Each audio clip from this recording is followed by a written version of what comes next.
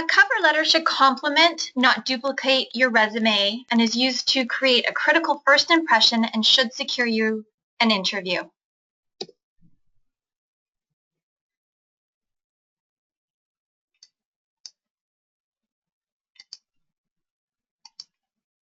I'm Christine Thody, Manager of Alumni Careers here at the Harry B. Varshney Business Career Center at Sauder. And I just have a few housekeeping items to go over with you today before we get started. So first of all, presentation will be about 20-25 minutes, and we'll have lots of time at the end for any questions that you guys might have. You all should be able to see a questions feature on your screen, so please feel free to send through questions. You're welcome to send them throughout the presentation.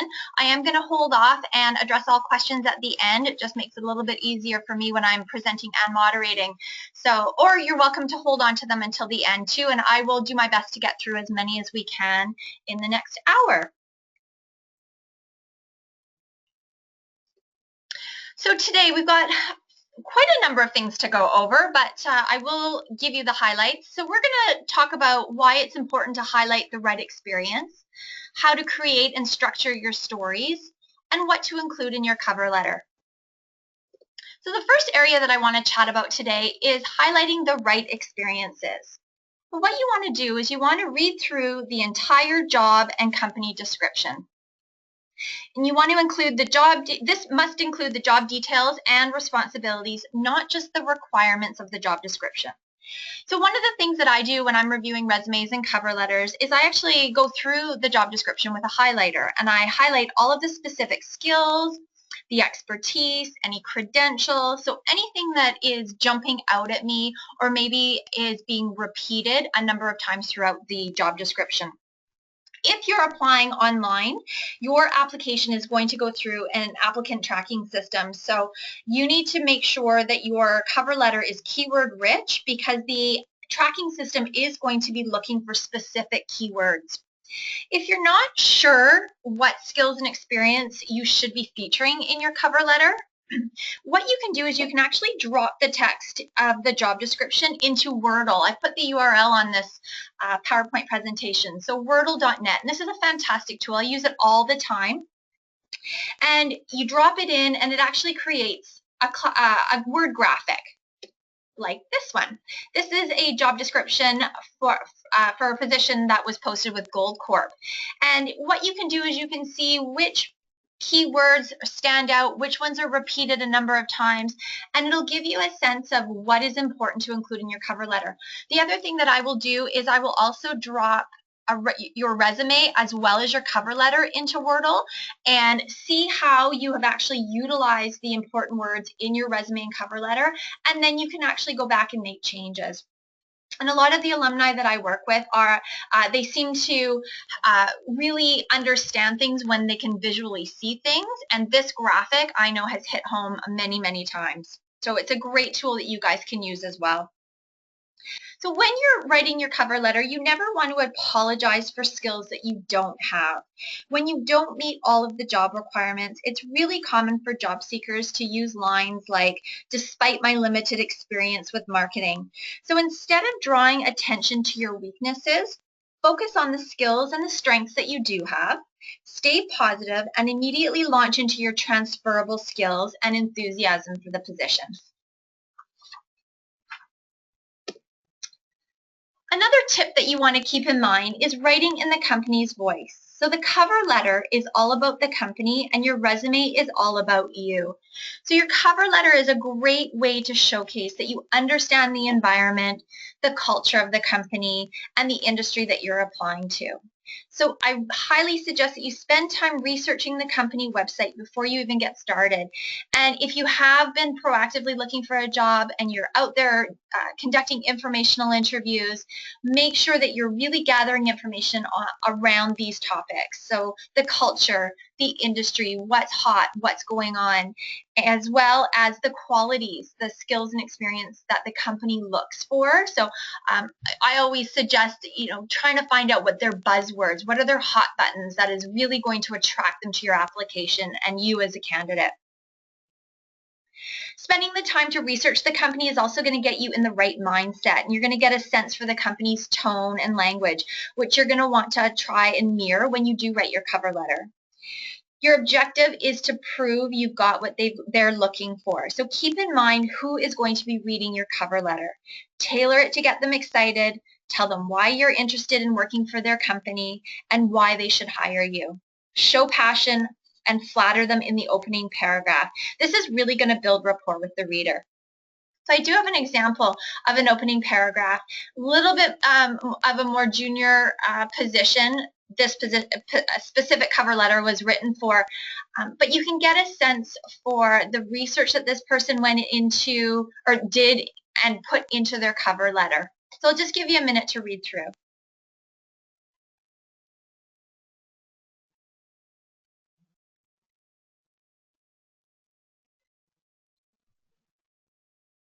And you can also tell that it is a little bit more of a junior candidate because they've highlighted around contributing to their team, but also furthering developing their skills.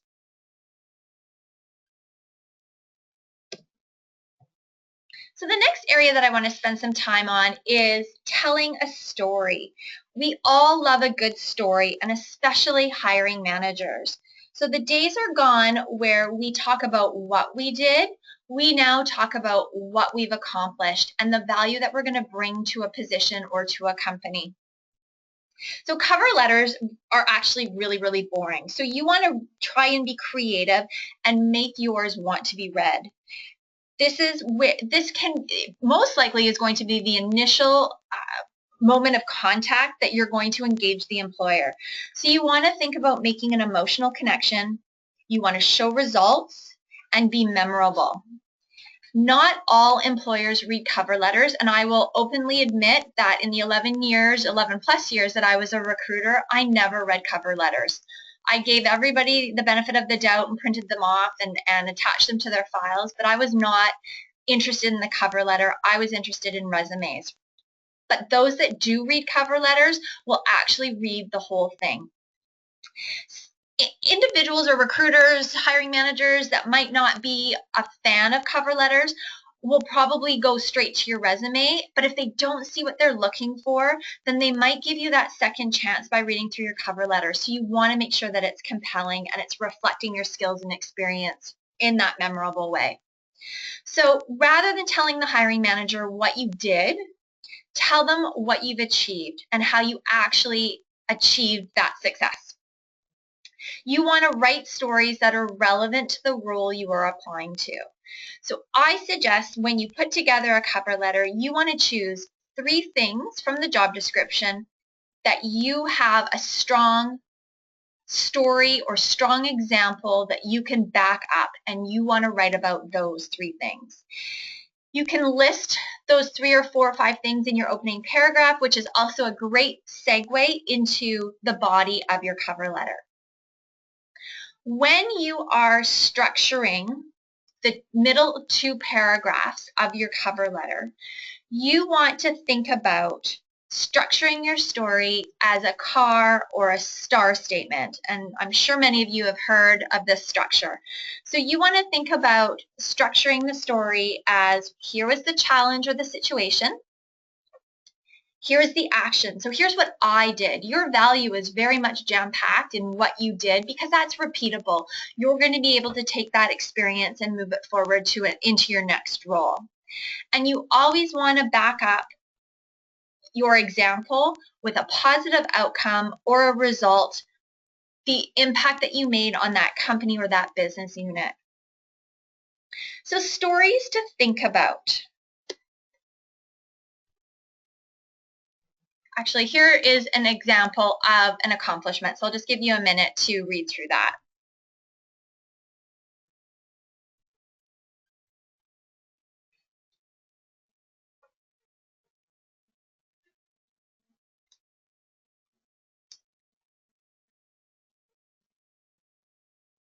So when you read through this example, I can guarantee that there's lots of keywords that have been included in this paragraph. Powerful team leader, negotiator, strategic, They've also included areas that they can add value in. So this is a very strong example. It's not quantified, but you can certainly add a quantifiable result as well. It would make it even more powerful.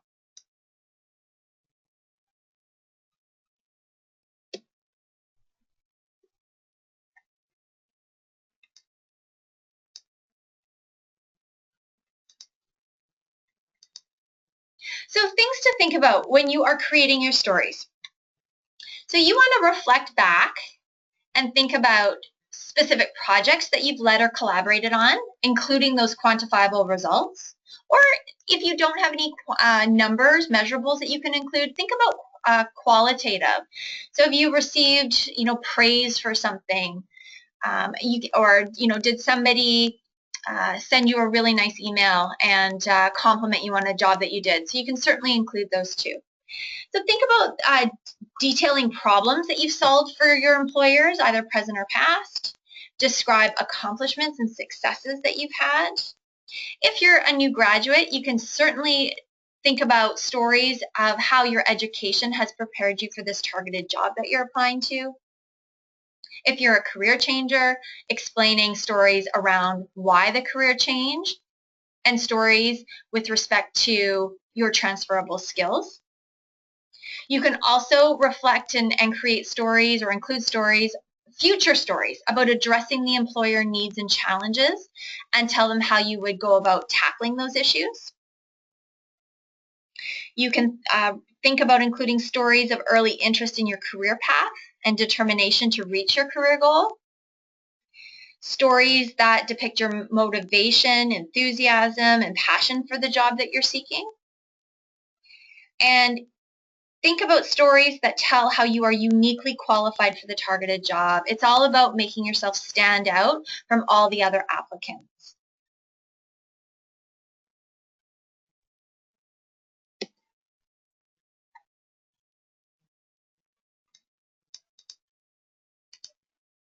So I wanted to also touch upon addressing your cover letter, and I'm going to give you an example in a minute or two of something that I stumbled across this week. But when you are addressing your cover letter, you want to include in the address block the full name and position of the person that you are sending your cover letter to. So include the person's first and last name, and you can certainly include Mr. or Ms. as well. The complete name of the company. Please check the website to make sure that you have it right. If you're applying to an organization that has different branches, I would suggest using the head office unless it's specifically specified on the job description where what the location is. When you are again addressing your cover letter, you want to avoid using "to whom it may concern" or "dear sir" or "madam." Super old-fashioned. I really encourage you to use LinkedIn or the company website to find out who might be the hiring manager or who's in HR. You can also do the old-fashioned way of picking up the phone and calling and asking for a name through reception. But in this day and age, you can certainly find most people are on LinkedIn. I would say the majority of people are. And so really do some research and try and find out. Hopefully what you've also done is you've done informational interviews prior to your application, and you've got that inside champion or referral that's going to help facilitate your application. And so if it's not apparent or it's not obvious who you're going to be addressing your cover letter to, then reach out to your inside referral or champion and see if you can get the specifics from them as well. If you exhaust all those avenues and you can't find the hiring manager, use the head of the department for the position you're applying to. So typically, most websites will have senior managers and that type of thing on the website. So you can certainly address your cover letter there, or you can get creative. If you're applying to a senior accounting position, then send or address your letter to the senior accountant hiring manager, or digital marketing manager search committee. So show that you've got that audience in mind when you wrote your cover letter.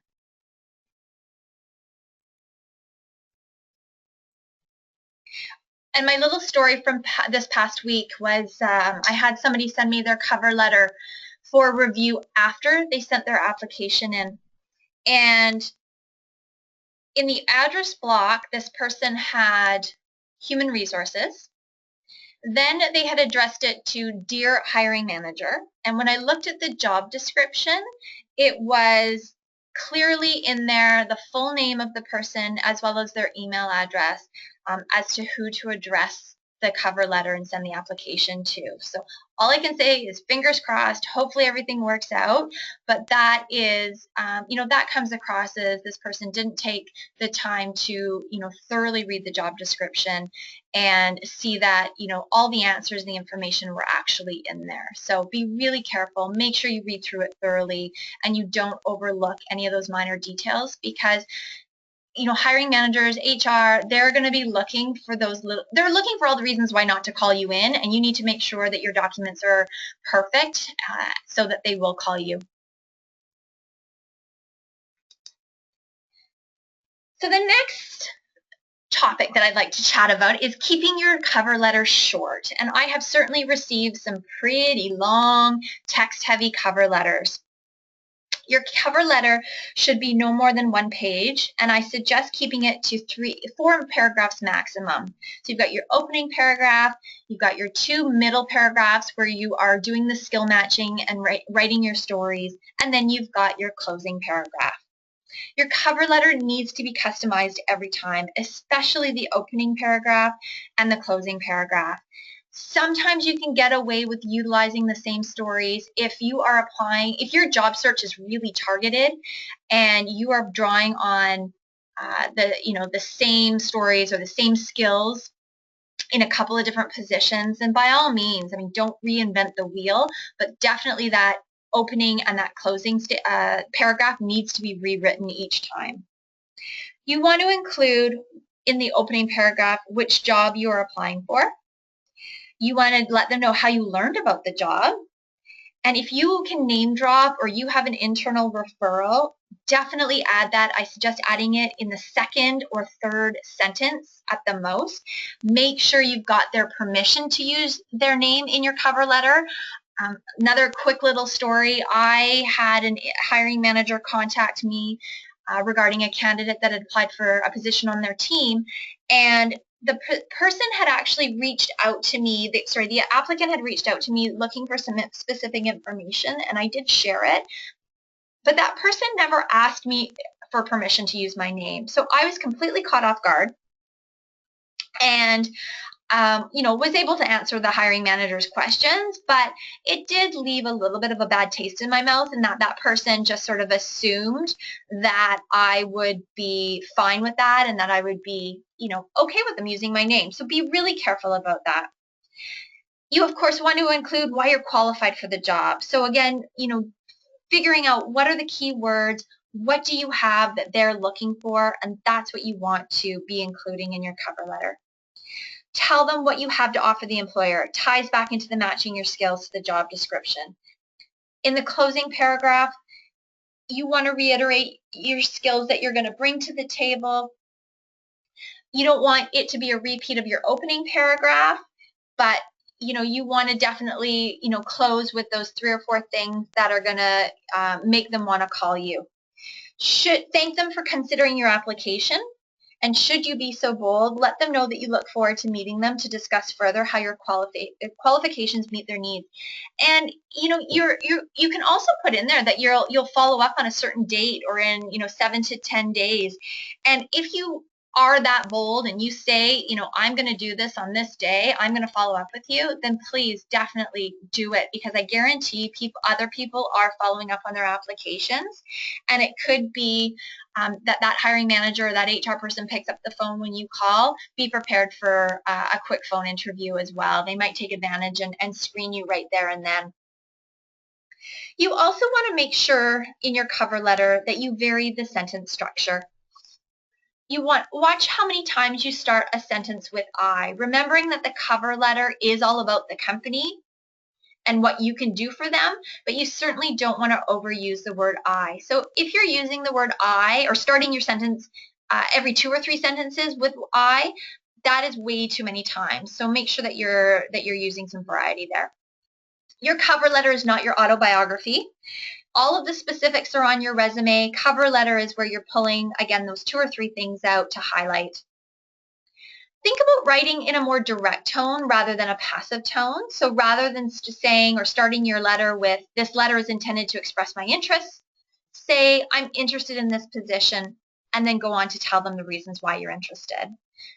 So make yourself stand out, make yourself unique from all of those other applicants. And I couldn't do this presentation without including the friendly reminder of having your resume and your cover letter proofread. It's got to be perfect. Sloppy mistakes won't be forgiven by a prospective employer. It can be really hard to catch your own mistakes if you're constantly making changes and you're reading it. So I suggest having at least 2 to 3 pairs of eyes read through your cover letter and your resume as well, just to make sure that there are no spelling errors, it's grammatically correct, and you've got all of the components, everything flows, you've not overused I. So, take the time. I know sometimes you stumble across applications and you're getting them in at the last minute, but really, be proactive with your job search and your online applications, and make sure you give yourself the time to have 1 or 2 people read through it. So that concludes my presentation for today. I'm going to open up the floor to any questions that you guys may have. We certainly have a little bit of time here.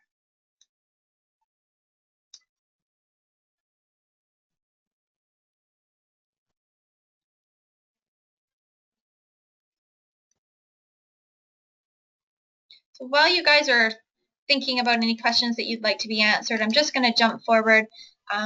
Alumni Career Services, just a friendly reminder with respect to all of the services that are available to you as alumni. One-on-one coaching, we've got the job boards. Hopefully you've all registered for our new alumni directory, Sauder Square. I'm not sure where everybody's joining us from today, but hopefully you will be able to attend any upcoming events in your city. I know Vancouver's got a number of things. We've got the centennial celebrations that are starting at the end of the month and will run through till about May of next year. Webinars, we've got another webinar next week on loyalty programs. And we've got a virtual networking event coming up on October 7th. So hopefully you guys can join us for those. And I've got some great topics and great speakers lined up for November and January as well. And of course, the Sauder Alumni Careers website, I just relaunched it in May. So I'm hoping you guys have all had some time to visit that site as well. But I've got lots of great professional development resources, resume and cover letter resources. So it's a great place for you to go and find what you need as well. And there's also on there, we got access to another webinar library through Firsthand, which used to be eVisors. So there's a whole other library, not just the ones that I moderate and deliver, but you guys also have access to those as well. So I hope that all of you are taking advantage. We've got a few questions that have come through here, so let me just back up for a second.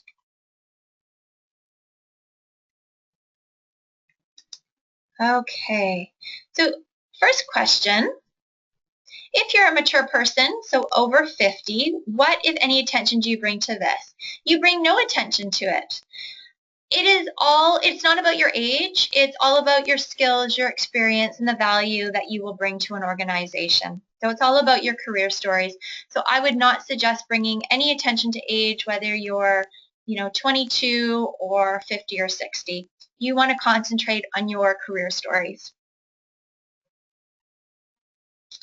Next question. Excellent presentation. Thank you very much. Is it available online? Yes. The presentation is being recorded and it will be posted on the Alumni Careers website probably within about 24 hours, but I will also be sending out a quick little survey for you guys later on today, and the link will be also included in there. So the slides, I can certainly upload the slides for you, but the recorded version will be on the website within 24 hours. Next question, any other advice for senior workers? Okay, that's a very general question. Can you give me maybe a little bit more specifics on what you're maybe looking for?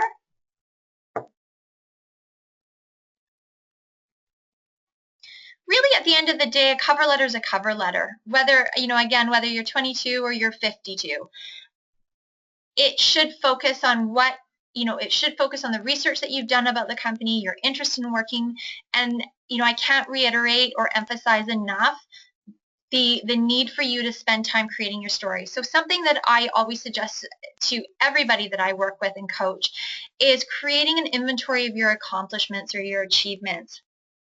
So think about, it loops back into what I talked about earlier with regards to projects you've worked on, your accomplishments. What are you most proud of?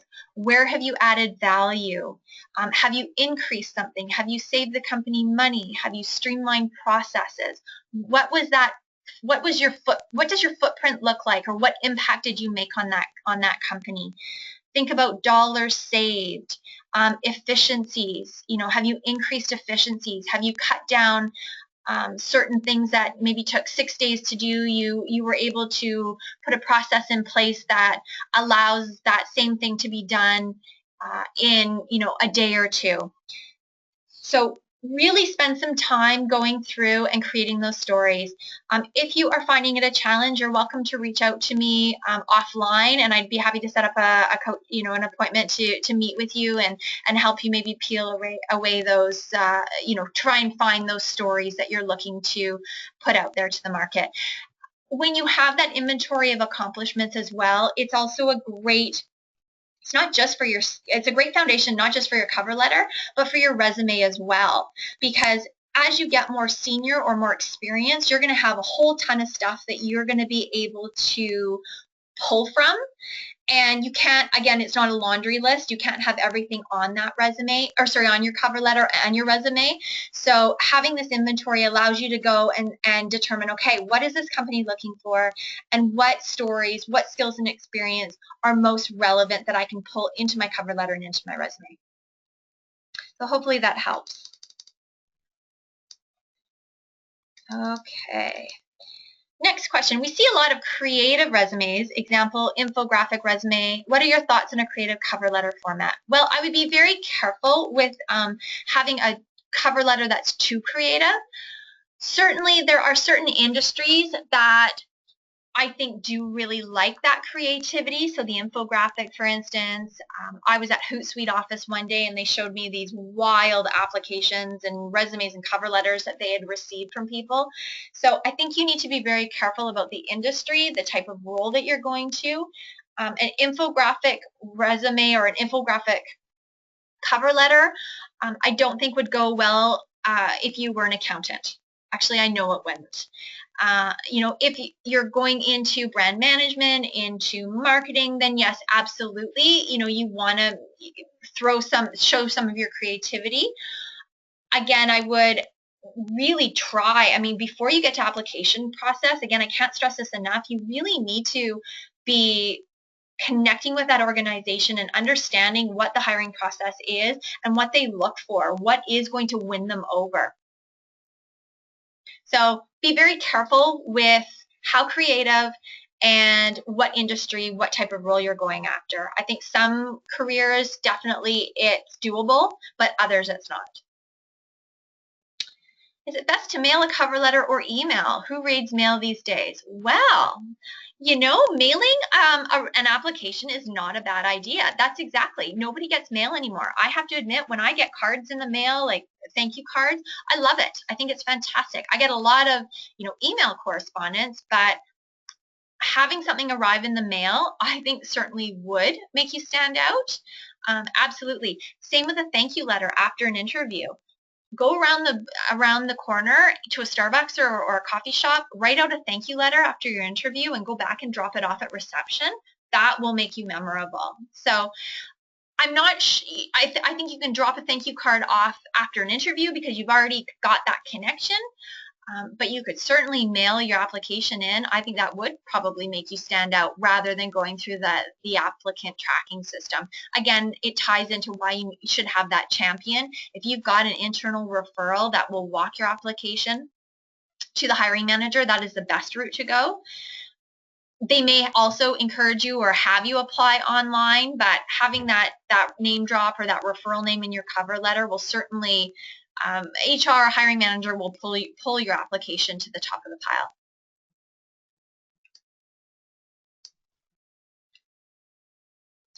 So my next question, resume covers a long period of time and varied abilities and transferable skills. Should the resume be pared down and timelines diminished to focus on skills in the position and match that to the cover letter? Yes, it definitely should be. Your resume should not be a full career history. You want to keep, I'm getting into resume stuff now, but resumes should only go back 10 to 15 years at the most. If you are looking at doing a bit of a career change, then there's a couple of different, formats that, we can look at that depending on what you're wanting to showcase. So again, this is probably something that we could take offline so that it's my answer is more specific to your situation, but there are a couple of different resume formats that we can do to make sure that transferable skills and your past experience is being highlighted and showcased so that it does reflect why you'd be a good candidate for the position that you're applying to. Hopefully that helps. I know I'm giving you a bit of a general answer there, but certainly, again, my offer stands. If you want to talk about it offline, I'm happy to do so too. Next question. Wow, you guys are really interactive. This is fantastic. What do you do in situations where you're not sure what the direct impact result was of your work?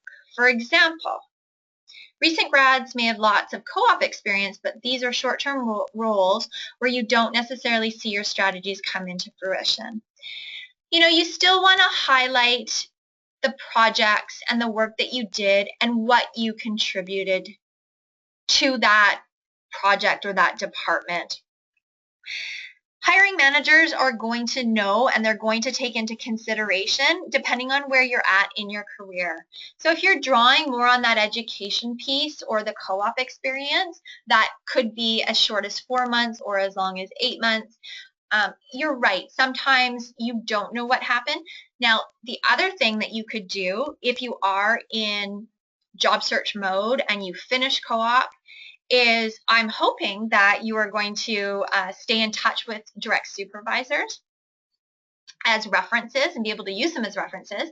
And so this might be a great opportunity to reconnect with them, let them know where you're at in your job search, and see, phone them, talk to them, have a coffee with them, and find out if anything has changed. If you did a co-op 12, 18 months ago, then you never know what may have transpired from the work that you actually did. So it's not a bad idea to circle back and see if you can find out and be able to include that in your story. Here's how my work my work has been used, or we were able to streamline this process, and this process is still in place. So I would encourage you to do that. I know I was coaching an alum earlier this week with regards to, actually it was a salary negotiation he and I were working together on.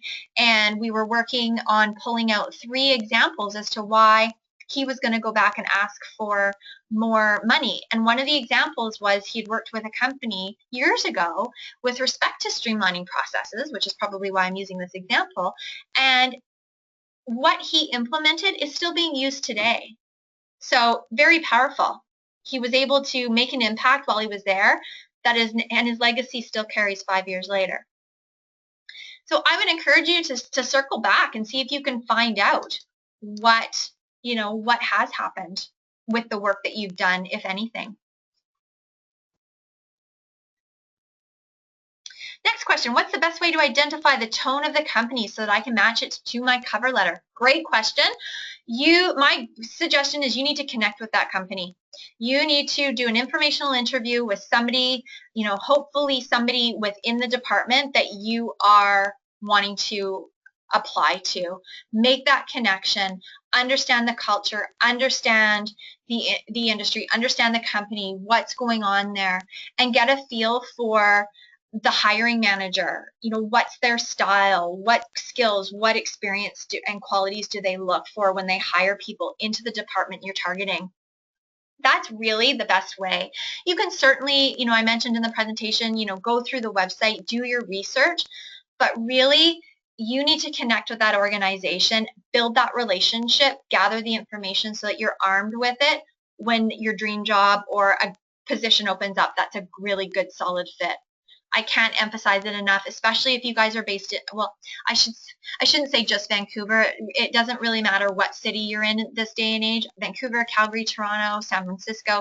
It's all about building those relationships with organizations.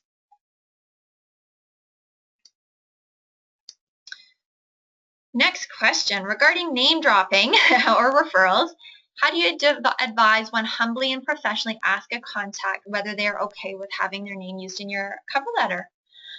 I would call them up and I would let them know that a position is opened up and you're really excited about it and you're hoping they've got 5 or 10 minutes to chat as you just had a couple of questions. You want to make sure that the position is in line with what you're looking for. If you've already connected with them, maybe for a coffee or that type of thing, thank them for their time and, ask them, would it be okay if I mentioned your name in my cover letter? It's really that easy.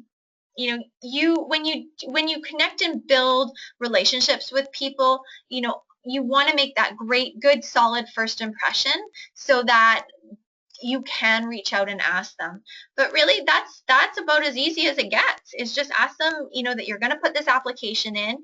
You want, maybe confirm the hiring manager or HR name, the name, and ask them, would it be okay based on our conversation or based on the meetings that we've had, would it be okay if I included your name in the cover letter? And see what they say. If they say no, then you just respect that. Say thank you very much. I really appreciate you considering it. And leave it at that. But that's about as humble as you need to get.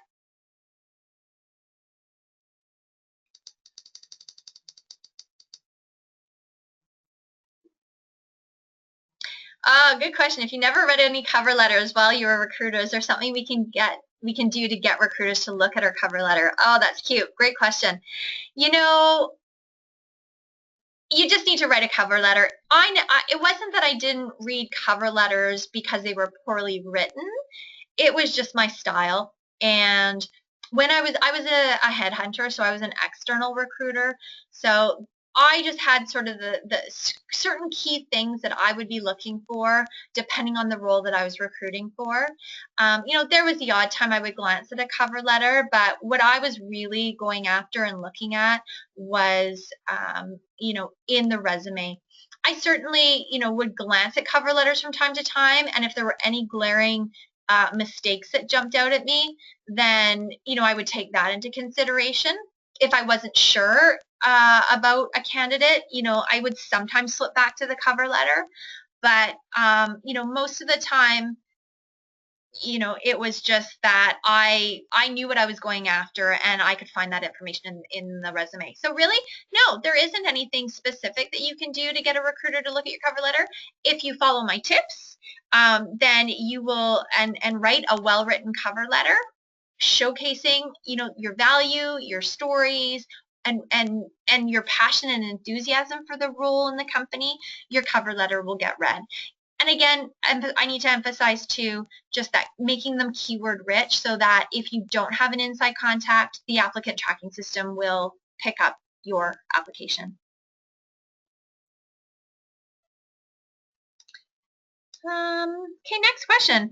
Have you seen cover letters that are not standard white in color, like light blue or pale yellow? Is this too gimmicky? A friend of mine included their LinkedIn picture also in the header tip, top right corner. No, I would suggest keeping it on white paper. So you always want to PDF your resume and cover letter. If you have created like maybe a branding logo, something like that, you can certainly put that. In North America, pictures are not necessary. They're not, you don't need to have a picture on your resume or cover letter. I would have your LinkedIn URL, because guaranteed Whether your LinkedIn URL is on your resume and cover letter, even though it should be, a recruiter is going to go to and try and find you on LinkedIn. As soon as somebody hears your name or gets a hold of your resume, that's the first place they're going to go, because your LinkedIn is an extension of your resume. Resume is targeted, it's formal, it's very relevant to the position that you're applying to, where LinkedIn gives, it's a much different tone, it's much warmer, and it's an extension. It's going to give more information. So I would suggest not including your LinkedIn picture on your resume or cover letter, but I would definitely have your LinkedIn URL on both your resume and cover letter in the header. And really, unless you're in marketing, branding, that type of thing, I would really just keep it standard on white. The other thing that you have to take into consideration is the applicant tracking systems, right? You need to make sure that the words are going to be picked up. So colored background might complicate that as well, and you might get looked over and not not called.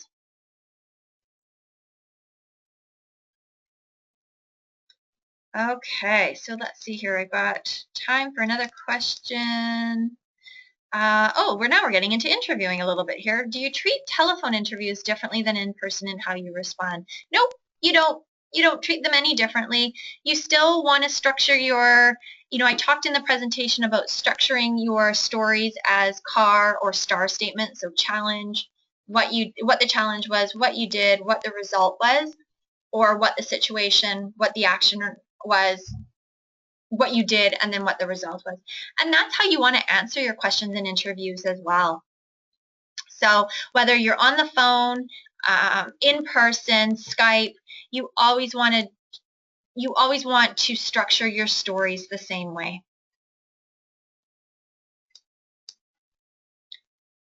Thoughts on fonts, types, styles. Okay, I'll give you guys a rundown on how to format really quick here. So formatting, the margins should never be more than 1.5 centimeters or 0.5 inches all the way around. Ideally, you want 11 point. I would go no smaller than 10. Handwritten you don't need to include a handwritten signature anymore. Your name and last name is enough. You can certainly add an enclosure at the bottom, so typically your resume or any other documents that are required by the employer, such as a transcript, so you can put that at the bottom. And with regards to font, you want to make sure that it is really clear. So Calibri, Arial, Times New Roman would probably be the three. Those are the three that I would choose.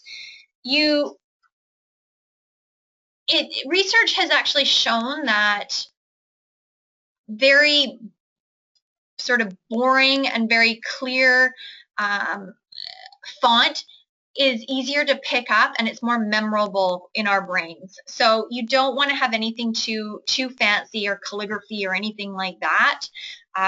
Just clean and simple is the best way. Again, ties into the applicant tracking system. If you have fonts and the words are too small, then again you may be up against not being pulled by the tracking system as well. So really, really easy.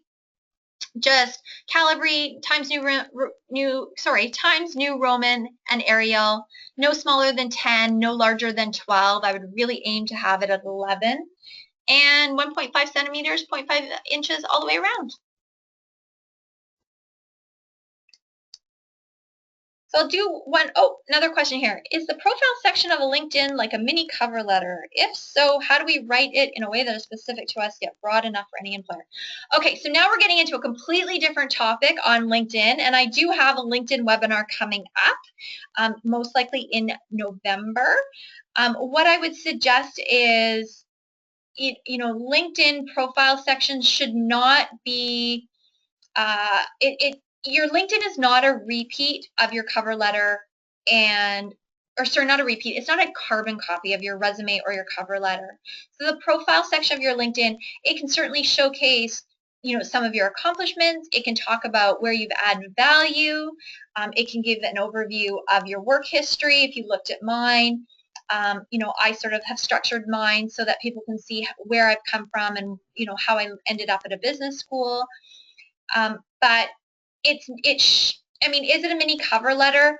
Your cover letter is targeted to a specific job, and your LinkedIn is going to be not as targeted. It's an extension of these applications that you're putting together. So I'll kind of keep it at that. I don't want to get too off topic here, but I'm certainly going to be doing a LinkedIn webinar in November. So, you know, please join us there. There's lots of resources as well on the Alumni Careers website with regards to LinkedIn and writing profiles and that type of thing. You're welcome to email me and I can give you a little bit more direct feedback on profile writing. But I'll just leave it at that, as I don't want to get too off topic. So I'll put one more call out for questions. If you've got any specific questions that, you know, that are more related to yourself and your situation, you're welcome to email me. See here, I'll just, there's my contact information as well. So happy to answer any specifics in the future. Okay, going once, going twice. Any more questions?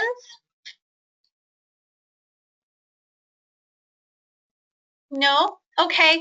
Well, you know what? Let's we'll call it a day then on cover letters, and I really do hope that you have all have some really good solid takeaways from today's webinar. As I mentioned, it'll be posted within 24 hours, so you're certainly welcome to refer back, and definitely you're welcome to access the Alumni Careers website. I've got lots of cover letter articles, and there's a blog with regards to tips to writing them. So if you have any questions, feel free to email me. Happy to answer those. And from a coaching perspective, of course, you're welcome to send me your resume and cover letter if you'd like me to do a review, or if there's anything else career related that you'd like some guidance on. Thank you, everybody. I really appreciate you joining me today. Have a fantastic Wednesday and great rest of your week. Bye for now.